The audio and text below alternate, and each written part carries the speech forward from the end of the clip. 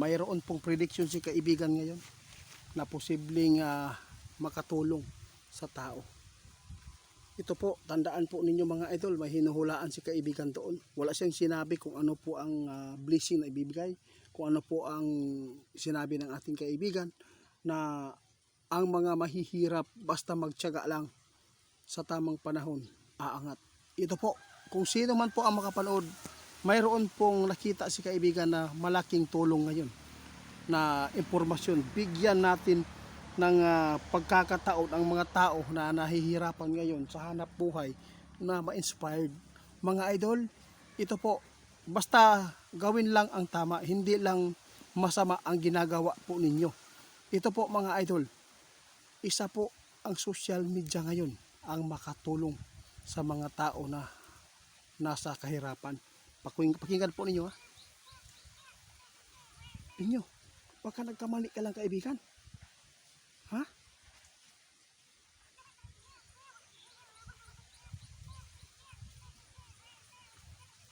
Na, ang ganda mga idol.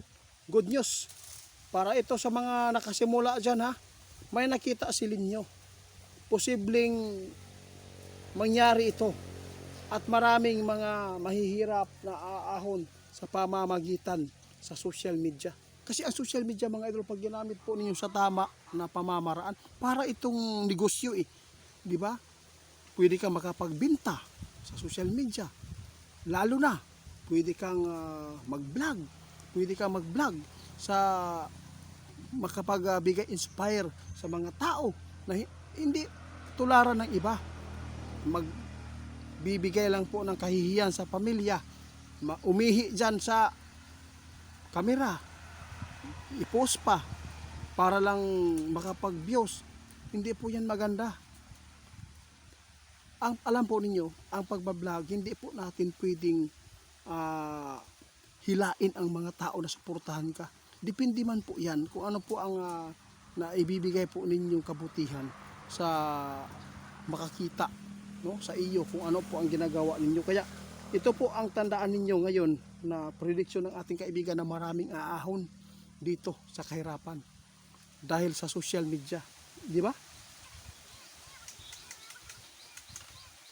Grabe. Kaya sa lahat ng makapanood sa atin, kung sino man po ang nagsimula ngayon, kahit hindi ka pa pinalad, tuloy lang, ha? Kung ano man po ang ginagawa ninyo sa sakahan, nahihirapan kayo, kumuha kayo ng ano-ano, ng mga pagkain sa bundok, videohan po nyo kasi balang araw sisikat kayo mga idol. Ito po ngayon ang nakita ng ating kaibigan na mas madali itong aangat ang tao. Ito po ang prediction ng ating kaibigan na marami daw mga mahirap na aangat sa pamamagitan po ng social media. Before ako magpapatuloy, paki-report po kay Ghost Hunter 88 Fans. Scammer po yan mga idol. Ang video ko lang po ang ninakaw. Pati ang mukha ko sa profile po niya, ako pa rin. Yung account na nilagay po niya na Ghost Hunter 88 Fans 2.0. Kasi yung isa po niya na old na page, yung walang 2.0 ay na-report naman yun, wala na. Malaki na po ang subscriber nun, parang 500,000 na. So kaya lagi ko itong binabanggit ngayon sa video ko dahil napakarami po ang nagsumbong na na-scam sila. No? Scammer po yan si Ghost Hunter 88 Fans 2.0, lalo na mayroon din po siyang TikTok. No, mayroon man akong TikTok mga idol pero iilan lang po yung subscriber, nasa 48 man yata. Sa kanya malaki na, parang 70, siguro 50k. Kaya sa lahat ng makapanood ha mga idol, paki-report at sana yung mga makapanood ngayon na nagsisimula sa pagko-content, ipagpatuloy po ninyo yan dahil mayroon pong magandang impormasyon si kaibigan na sana ay hindi ito masama, no, na ibalik sa atin yung social media dahil ito po ang prediction ng ating kaibigan na marami daw mga mahirap na aahon po dito sa social media.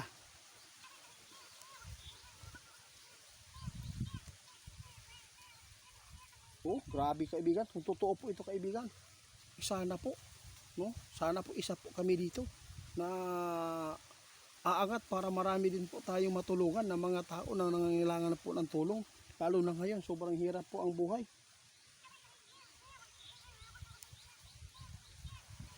Grabe oh, mga idol, hindi ako makapaniwala. Napaka-good news po ito para sa mga tao na makapanood na nagsisimula sa pagbablog. Nakita ng ating kaibigan, mas madali kang maahon dito. Lalo na kung ano man po ang nagbibinta ka, kung ano po ang binibinta po ninyo, mga damit, mga marami. Hindi lang sa pagbablog. Basta mga idol, tuturuan ko kayo sa ganitong klaseng pang-inspire. Kung sino man po ang nakasimula na sa pag-vlog, patuloy po ninyo.